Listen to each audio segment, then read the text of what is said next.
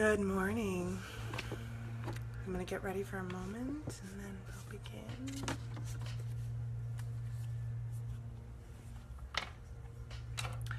So I'm going to start doing our program earlier, and we're going to start just jumping right into readings moving forward. So first I want to say good morning. I'm so grateful to be here this morning. I'm grateful to have you joining me. Morning, Shauna. I wanted to say, I've been getting so many amazing messages of support, of gratitude, and I just wanted to take a quick moment to express some of my gratitude. So what this does for me, being able to show up here once a day during the week, taking that hour to open up, channel what communication is needed by you guys, receive, like even as I'm saying that, I'm getting this sound and pressure in my ear. Another way an energy is coming in. So I get organization, I get structure, I am given the opportunity to receive, not just for myself, but for all of you. And as a collective, that means that I'm getting even more of what I need, because maybe the thing I need most is a thing you need a little, and so it comes through for me and you get it too. And it may not manifest for you to the point where it's deconstructing things in your life or upsetting parts of your life, but it might eventually evolve into that. And so that's one of the reasons that I love group healing, that I love doing this kind of work. We did the energy play. I've completely even forgotten the name of it. We did that for a while, and my hope was that it would evolve into something more like this, except I wanted to give all of you guys more of a voice, more space to be able to speak your truth, to be able to speak up and out and share what you were experiencing. Unfortunately, what I didn't take into consideration is how much we're afraid of being seen. So many of you were not able to show up to that. Many were technologically not able, or emotionally, or time-wise, or whatever it was. So I'm super excited that this format, that this time, that this way of connecting in with you guys is working so well. So my gratitude to you guys. Thank you. I would not have a reason to speak or to create this platform if you guys weren't showing up. So thank you. Now I'm going to just move into readings. So the first read I'm going to do is for my niece Sierra. Hi Sierra. You're probably at work right now, so I'm guessing you'll hear this later. Let me feel which deck. By the way, when I say I'm feeling out which deck it is that I'm going to read for somebody out of, I'm using a tool that I call the compass. And it's a way my body has of serving as a communication tool for me. And I'm going to teach you guys the compass during meditation later on tonight, or later on in this, when we do our meditation. Hi, Simone. Welcome. Okay, so Sierra. The Knight of Cups. Well, this is not terribly surprising. So I'm going to be careful about how I talk about this, just because I actually know the story of this. The Knight of Cups. Now, a lot of tarot readers will read the Knight of Cups as, the kind of foolhardy, young love rushing in. Oftentimes when I was younger and I'd get readings and it would come up, people would say, oh, you're going to get a wedding proposal or something along those lines. The other way that okay, so in tarot, usually you can either read it as the knights and the kings and the queens, the suits. Oh, good morning, Andrea. That they are representing somebody, a character at play in your drama or in your matrix. So oftentimes the reader will kind of feel out, does this feel like a person or does this feel like an aspect of the self? Usually in readings, and as you know, as you connect more in with unity consciousness, everything outside of the self is about the self. the internal climate of the self. But this card for you, darling, I know what you're going through right now. So yes, I get that this is about your partner. So, and if we have time at the end, Simone, I will do, I try to allot just amount of time for the readings. So for Sierra, the Knight of Cups is letting you know that your partner that you've drawn to yourself right now, he's an emotional, supportive, loving person. He's passionate and excitable, and you know, he's on a journey. And this card also can represent that quest. You know, the Knight of Cups is that Sir Galahad on the quest for the journey to the Holy Grail. You know, he has an idea. So perhaps you guys can ride that excitement and find a journey together. I think that's a great card for you to have right now at this point in time. Okay, so the next reading we were going to do was for Jennifer. Let me feel out. The messenger oracles want to talk to you, Jennifer.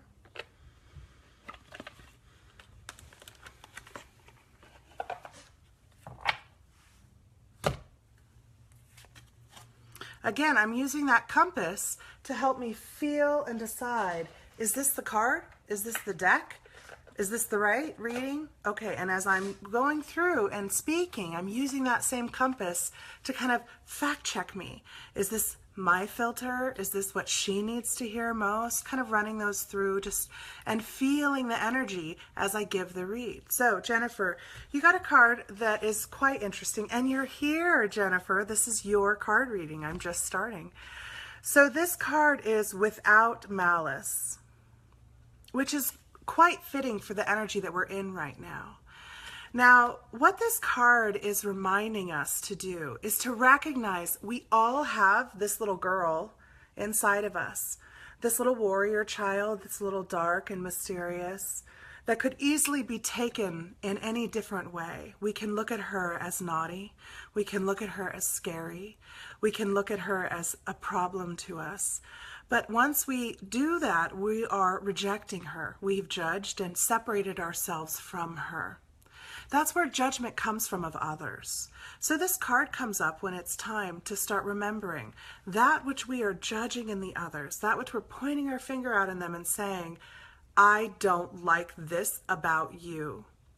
What you're actually saying is, I would never allow myself to behave in that way. i.e., I would not be worthy of love were I to act that way. So it's actually a part of yourself that you have said is unlovable and you're rejecting. The reality is a girl like this is created. She's strong also. And if you can find a way to fall in love with this little girl, to bring her in, welcome her into the home, instead of judge and reject her, if you can welcome her in and let her be in your heart, okay, loved, a valuable member of your community, recognizing as much as you see the parts that you'd rather not have manifest, you also are seeing all the parts and the ways she serves you, how she protects you, how she gives you space when you don't know how to say, I need more space right now. So when you're feeling the malice, the judgment popping up, it's actually a part of yourself beckoning to come back inside. So that's your card for this morning. Let's see, then we've got Andrea. Oh my God, Andrea. Okay, so you guys, I'm going to just tell a little story so we can all send a little compassion and love. Andrea has the most amazing heart and love for her animals, and she just cares and nurtures for them like nobody else. It's beautiful, really. I feel it in my heart. And her chickens had a horrible accident, and she lost her little flock of hens. And my mother lost a flock of 25 hens due to a dog getting out.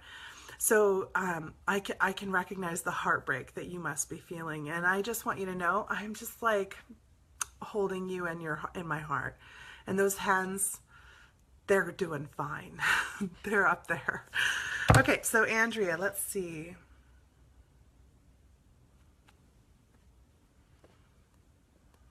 The Earth Magic deck, which makes sense since we were just talking about the chickens.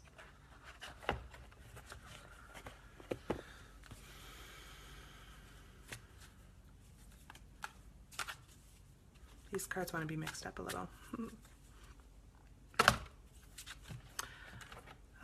Ceremony and invocation. Now, ceremony is one of those, you're welcome, hon. Ceremony and invocation. What are those really? What are they for? Essentially, a ceremony or an invocation is a permission slip. It's like one of those little keys that fits into the lock that says, I can do magic in this moment. The ceremony creates the space, and the invocation calls in the power, right? So it's asking you to create that space and use that time and call in that which is ready to come in right now. A lot of us are feeling this call right now. So I'm super glad that this card came up, because this is applicable to all of us. And that's a part of this morning program that we're doing each weekday, is trying to create that space for ourselves. I hope that by me opening up the space, by preparing your minds through these conversations, through the readings, connecting you intimately, and also hopefully if you're not the one getting the reading and you're receiving the message and saying, oh my God, that was so for me, it confirms the collective unity consciousness we're going through. We're all going through this. So it's hilarious because the leaf blower just started outside. What is today? Today is Tuesday. They're supposed to do that on Thursdays. Isn't that hilarious? Although it is fall. So more ceremony and invocation. I'm also going to add, just because, you know, this is part of my spiel, ceremony and invocation are necessary so long as you believe them to be, right? Until you give yourself permission to truly be a creator being, you will need those ceremonies, those invocations. That's why mudras work, that's why chants work, that's why prayer works, that's why the tools that we teach in our classes work. Those things work because they create a space of intention and focus, and they give us this permission slip. As a crow and a dove just flew by outside my window. So all of the confirmations are there, but it is time for all... The birds are all right outside my window. It's hilarious. Okay, lots of confirmations about that one. And you know what, Simone, I'm going to take, so we have 3 more minutes. I will do one. Did I get everyone? No, Kathy. Kathy is my next one.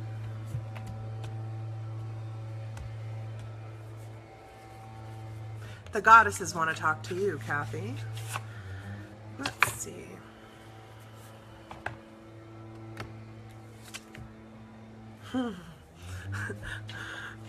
You'll see why I'm giggling when we get into the show a little bit more. But so Gaia,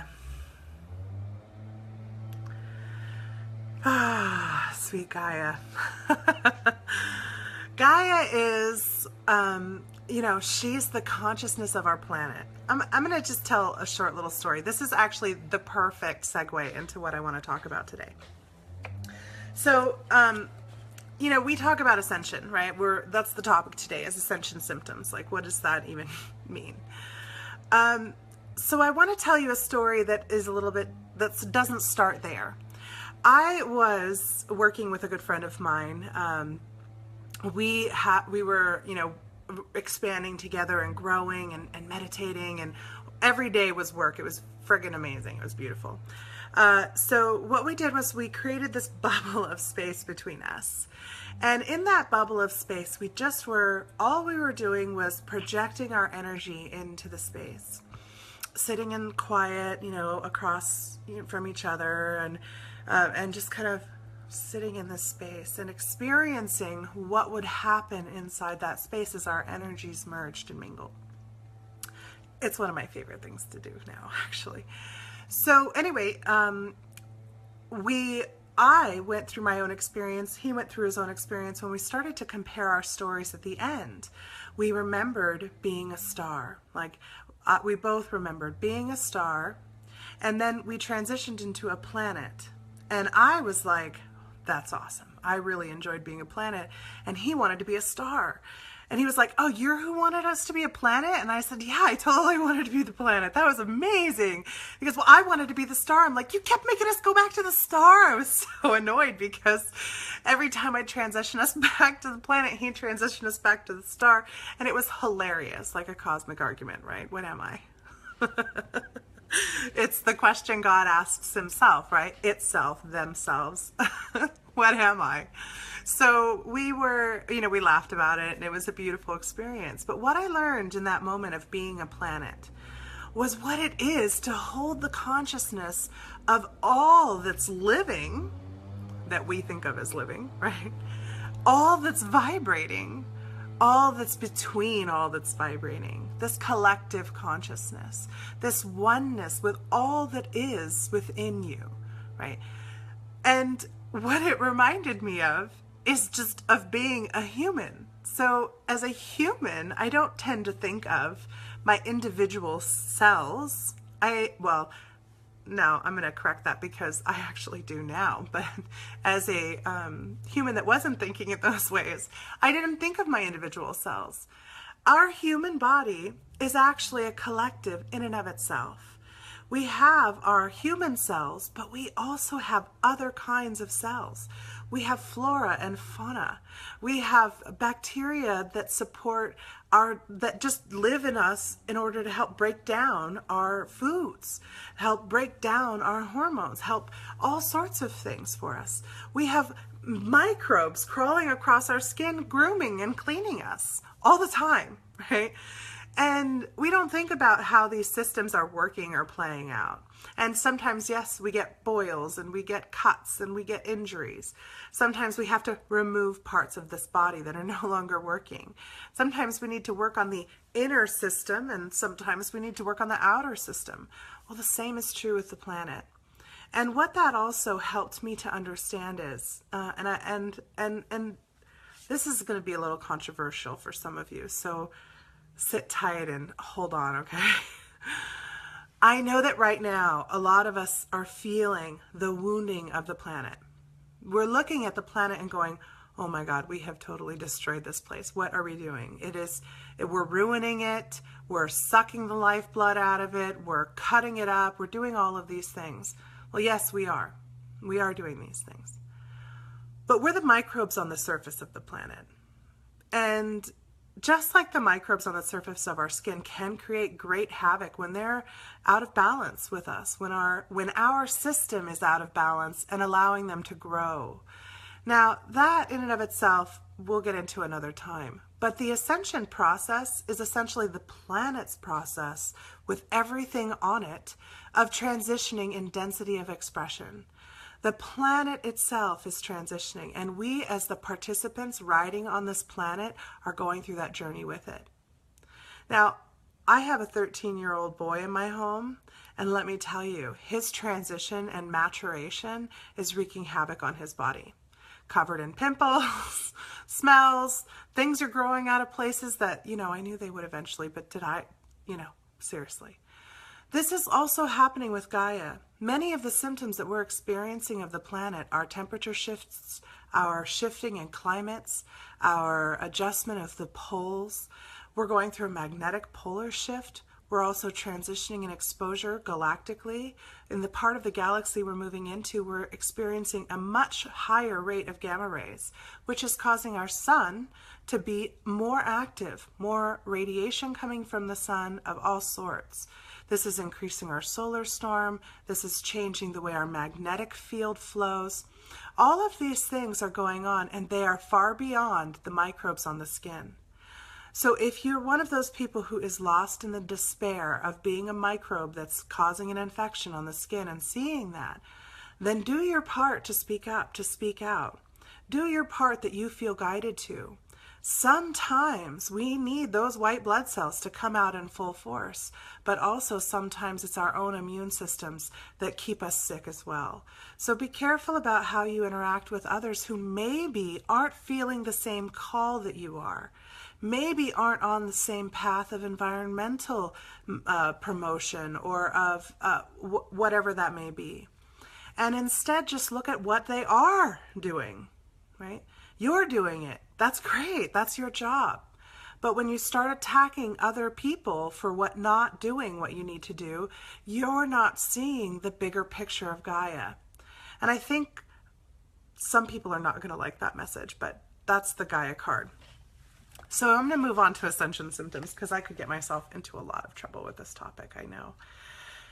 Ascension symptoms are basically what it feels like in our body to be going through this process that I just talked about. As we are transitioning, I'm just pulling up this quick, beautiful little list that's also in the Healing Pathwalker group. As we're transitioning, as the planet is transitioning in density of expression, what's happening is our bodies, our vessels are also having to transition. So what is it that makes our bodies shape the way that they shape and be the way that they are? Our DNA. And when people say DNA activating, what they mean is, there's 98% of our DNA that we don't know what it does, what it's for. It's called junk DNA. And now that junk DNA is starting to turn on. And what does it look like? It looks like more psychic ability. You're going to see my husband because he's working from home right now.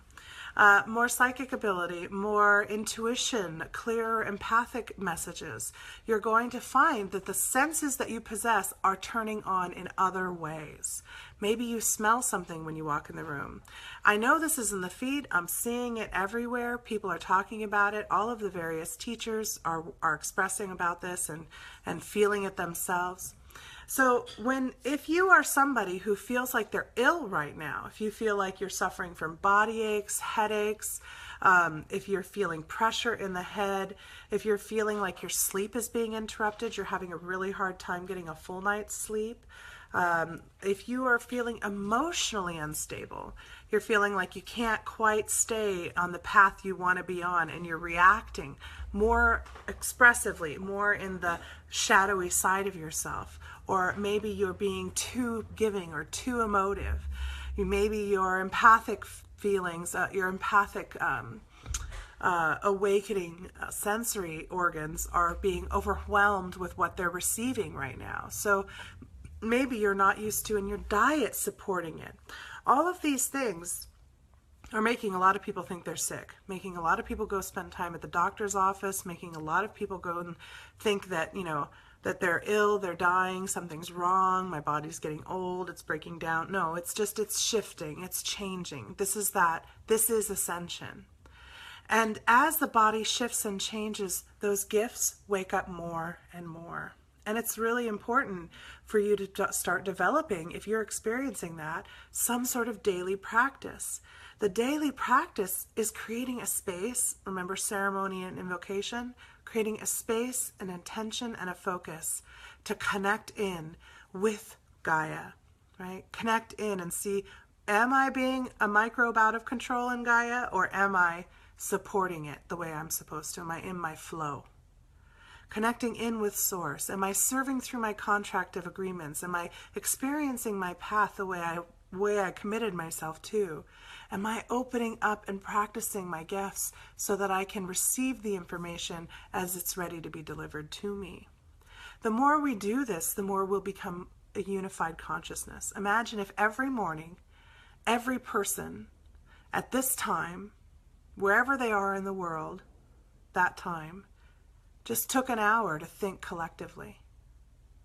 That alone shifts the collective far more than screaming and yelling on your Facebook feed or screaming and yelling at somebody at your dinner party. It will, I promise. It will do more than you can even imagine. So let's see. Oh, another thing that's happening with Ascension Symptoms, time. That's part of this shift, is time is shifting too. Time's not actually real. It's an artificial construct that is used by linear expression beings to express linearly, right? It's how we organize our existence. But the truth is, our existence it's already played out in all of our different lives. It's already happened. Everything has. But we are this consciousness light point that's like scrolling down the line of image projectors. The projectors flipping. This is, okay, we found the reel, guys. We're on the right reel, and it's now playing out. Once that concept becomes real to you, I mean, you really get it, own it, feel it, know it, you start controlling the speed of the projector, and then you start controlling which reel is playing on the projector, or rather, where your light focus is going, your consciousness focus. That's what Ascension is doing, is making it possible for you to feel that out. How it's working is, let's say you're somebody who experiences a lot of anxiety. How about that? We'll talk about anxiety. Anxiety, what is anxiety? You know, is essentially, basically, having your consciousness spread way the bleep out all over the place. You're thinking about this time, you're thinking about that time, you're thinking about this time, you're remembering this time, you're concerned about that time. You have taken your little light point, your focus point, and you're pinning it in all these different reels at all these different places, bookmarking yourself all over the place.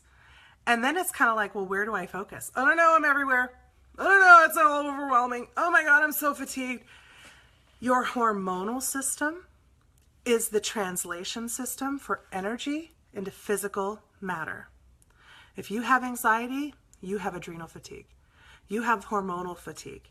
You're not getting the right nutrient set for that.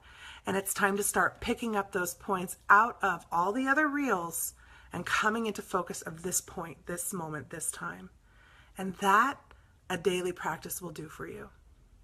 Because every day you pull yourself out of everything else and come right here. And the more you come right here, the more uncomfortable it is to exist in all those points, to feel spread out that way. So Ascension Symptoms are also going to be promoting the anxiety because your needs are changing. Your diets are going to need to change. Your exposures are going to need to change. About a year ago, it became really clear you need to get off plastics. About 2 years ago, you need to get out of GMO foods. You need to get off of any foods that contain pesticides. We started doing scratch cooking. If we're not cooking it from scratch, it's organic. It's cooked from something like that. And there's resources now to get these products so you don't have to be super wealthy to do so. If you are in the position where you don't have the choice, you still can combat all of those products and those foods by being conscious, being focused, creating the intention, creating the ceremony and the space around your food. Just like when we were talking earlier about your focus and concentration to shift your anxiety feelings with your foods, as you encounter them. Let's say I love coffee. There's one thing I have not given up, and that's coffee creamer. It's horrible. It's the one thing I can't give up. I know I'm going to have to. I just love it so much. So when I'm going to have my coffee creamer, I hold my cup and I imagine that my coffee is smiling at me and I'm smiling back at it, and I'm so grateful for it, and I feel such love and joy. And I'm transmitting that love and joy from my heart and out my hands and filling my cup with it. Now, this isn't something that you do in passing. This isn't something you're like, love you, smile. Okay, now I'm going to drink my coffee and it's all good. It will not work. And your coffee will taste different if you really do this, by the way. Everything you eat, I do this with everything I eat, actually. And one of my friends, Brian, Brian did a video, actually, that you can find in the group where he talks about blessing his water this way. When we sat at the table for the first time, we had such a fun discussion about how we do what we do with our cups, with our drinks, with our foods. So you know that confirmation is there. So imagine that the food is smiling at you. That even the parts of the food that you have this thought, oh, that might be bad for me, right? Because I actually still believe that it would be bad for me for the coffee creamer. So I have to combat that thought really and think, okay, so coffee creamer, we're going to get along. We're going to find a way and we're going to love each other. And the parts of you that aren't supportive of my body, I'm going to release you and I'm not going to hold you and try to force you to be what I need you to be. and allow you to flow right through me. And this is what I do when I'm going to have my coffee. I know it sounds silly, but that's the intention I hold with it. And I hold my hot cup of coffee and let the warmth come into me, and I let my warmth go into it. It's a process, and I love my coffee for it. So those are some little tools that you can practice and try and use.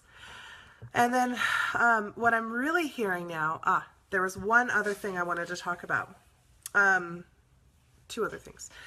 One, balancing of energies. Right now, we are also going through part of this portal that we're in, that yesterday was the main portal day.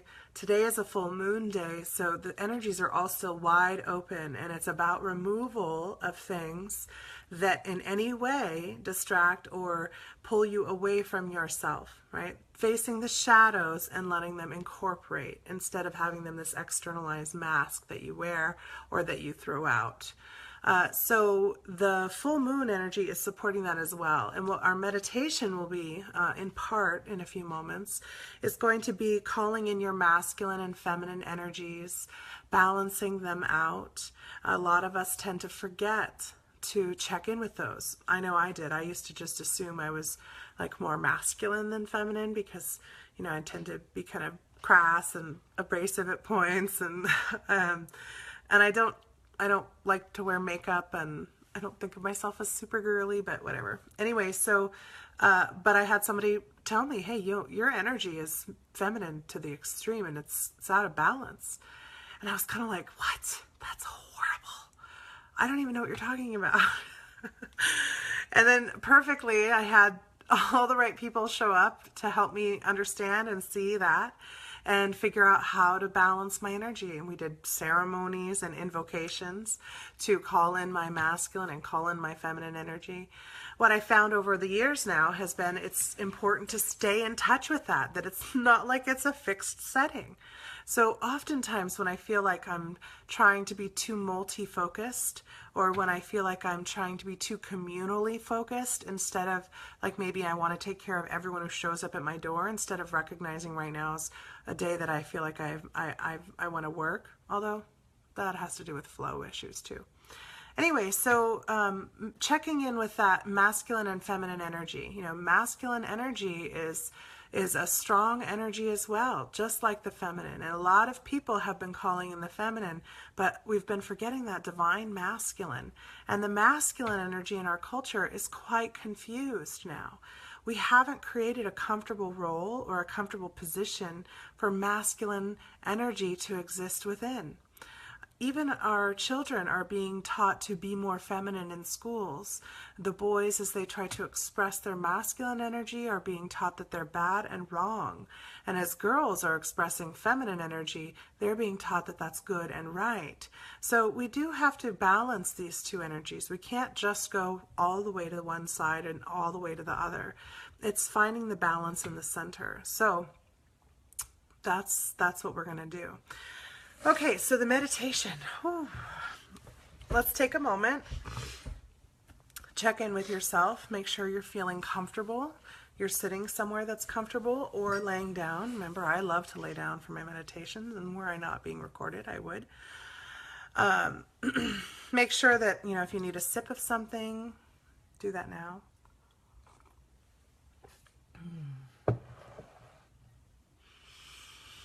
Okay, go ahead and take a moment and feel your body. Feel your body in your chair, your arms at your sides. Feeling your breath coming in the body, into the lungs, and exhaling.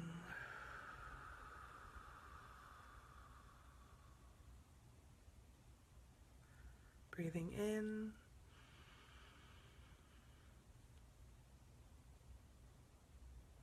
And exhaling.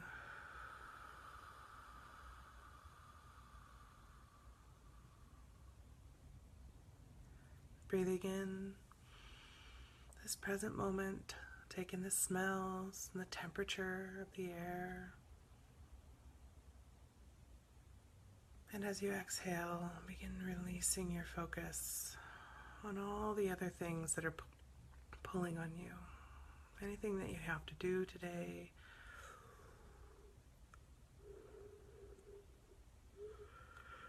Anything that may come after we get off of this time together. Breathing in this present moment and exhaling, releasing anything that's already come today or yesterday.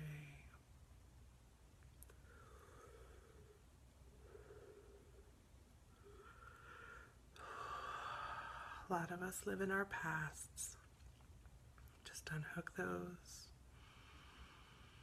Don't worry, the memories will still be there.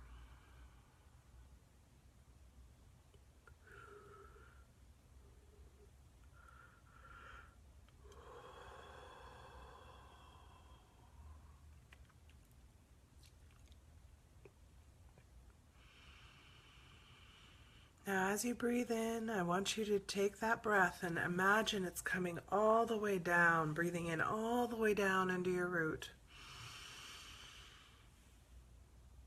And exhaling from your root.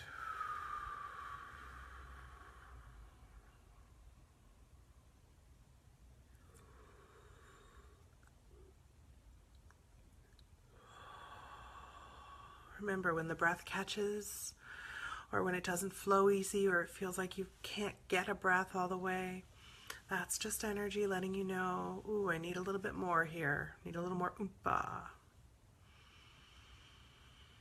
Now I want you to start feeling your feet on the floor, the part of your seat connecting, or your back if you're laying. And just imagine your growing roots from those spaces that are connecting you to the earth.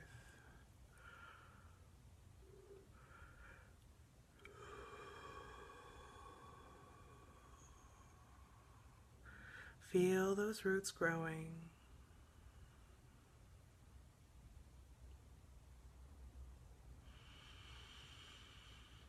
And begin to imagine the tree growing around you as your roots drop down, whatever kind of tree that may be.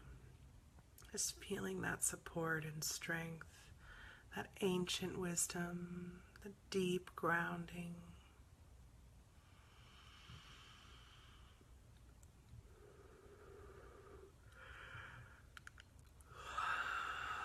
And each time you're breathing in, send those roots deeper.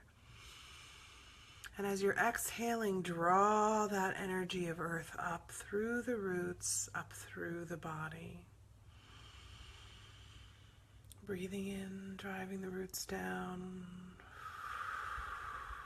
Exhaling and drawing that earth energy, that Gaia energy up. Feeling it in the feet, coming up through the ankles.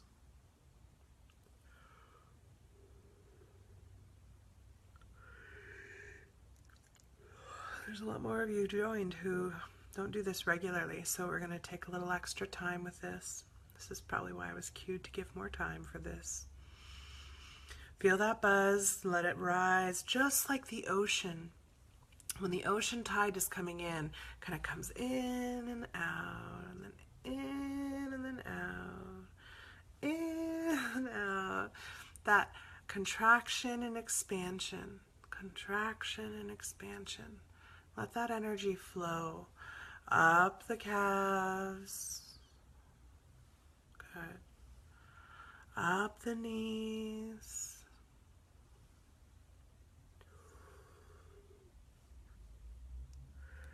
Our knees is where we hold our stubbornness, our energy, our rigidity, our resistance to taking that step on that path. Up the thighs, up through the hips. And we're going to run it up through the chakras, up through the root,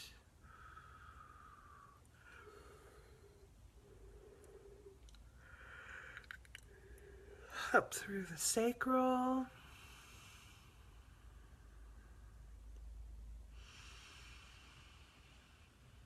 up through the solar plex,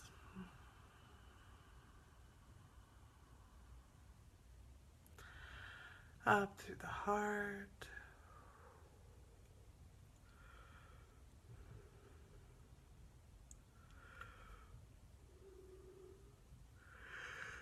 ooh, some big heart energy coming through. Imagine your heart's just opening up like a top, getting up and big.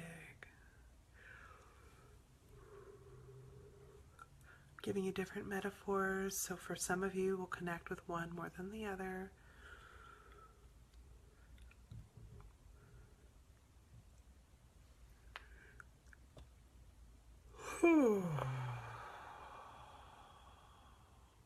If you feel like you need to make a sound like that when you're exhaling, do so. The toning brings a vibration into the body that supports its release, that supports its allowance. Feel how now the energy is coming up into the high heart, coming up through the throat,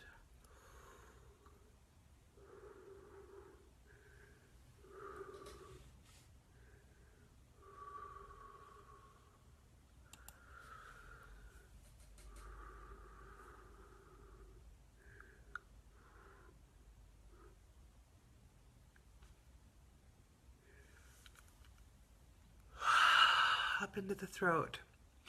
A lot of us are not speaking up about what we're getting, our truth, what we're feeling, what we're experiencing. So there's so much blockage in this throat chakra. Go ahead and bring it up through the head, up into that third eye.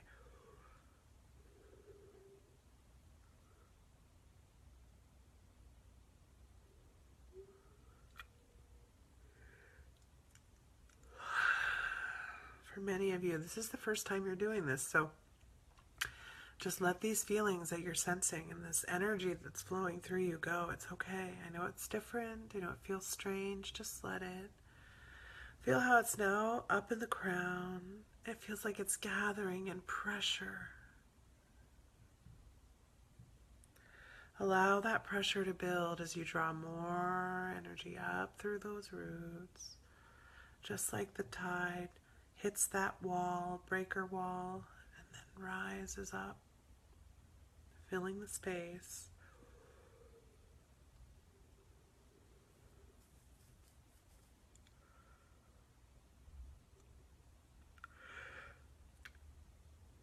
Until you feel that crown open.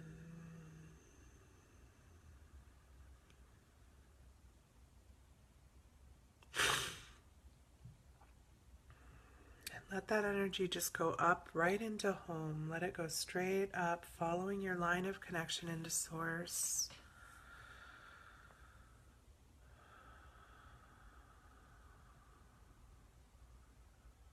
Yep.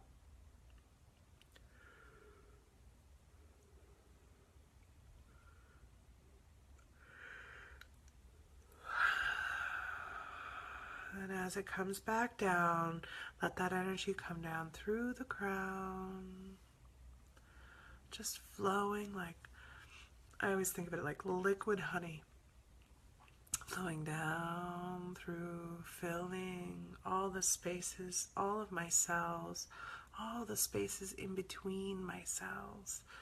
Filling and cleansing and nurturing and giving it full of all that it needs, like stem cells, ready to become anything necessary, filling all the spaces that have just been cleansed and released. Feel how it's already down to the belly, much quicker. It's going much quicker than the Gaia energy, because that Gaia energy flushes and cleanses. She's mighty, man. Down the thighs, down through the knees, all the way down through the legs to the roots, sending that energy down. My cat's starting to lose it. Interesting. Now, in this moment of total grounded and connection, I want you guys to take a moment and ask your body. This is the compass tool that I mentioned earlier. Show me what a yes feels like. Take note of the energy in the body. Now show me what a no feels like. Now show me a high yes, expansion, life path work yes. Feel how it gets more and more amplified. And a no, contraction, leaving your path work, distraction, old filter. Neither of these things are good or bad, right? They're all necessary. High yes, feel the flush, wherever it may be. And no. This is your compass. You can use this anytime you want to. This is how I check myself. If you've done muscle testing in the past or penduluming, this is essentially the same concept, but it's just feeling the energy in your body. And as you become more familiar with your compass, you can use it in all sorts of different ways. So right now, I want you to check in with your body using your compass. Is my masculine and feminine energies in balance right now? Ooh, I gotta know. What did you get? Is my feminine energy at a level that is appropriate for my growth and expansion right now? No, it's not strong enough. That's right. So my feminine energy is weak. Right now we're doing some diagnostics, right? My masculine energy. Now everybody flows their masculine and feminine energy on different sides. I mean, some people are on the right, some are on the left, depending on, I don't know what that's dependent upon, actually. I haven't figured that out. But I do know that the rule of thumb that one goes one way or the other is not necessarily true. So I know that my feminine energy runs down my right side and that my masculine energy runs down my left side. So is my masculine energy running down my left side? Yes, that's how I know. Is that optimum for my body, my vessel? Yes, it is. My compass is helping me see this truly. So, is my masculine energy at an optimum level? No, both my masculine and feminine are weak. No wonder I've been feeling a little laggy. Do I need to call in both my masculine and my feminine energy? Yes, I do. So, let's take that moment. I'm going to go back up into Source and find that strand of my masculine and my feminine energy, feeling them, giving them color if I want, just calling them down to me. This is the same way you do any attunements, calling that strand of my optimum masculine and feminine energy. And imagine that strand coming down in through my crown. And for me, what I notice is as soon as it comes in, it starts twisting, coiling, just like DNA, down through the center column of my chakras, intersecting in my chakras. Just observe. What do you experience?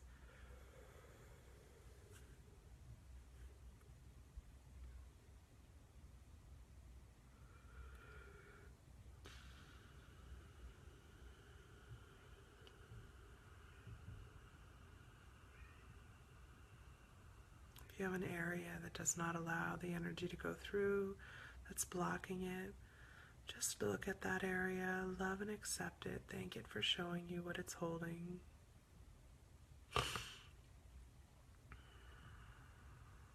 And then feel how the energy flows again.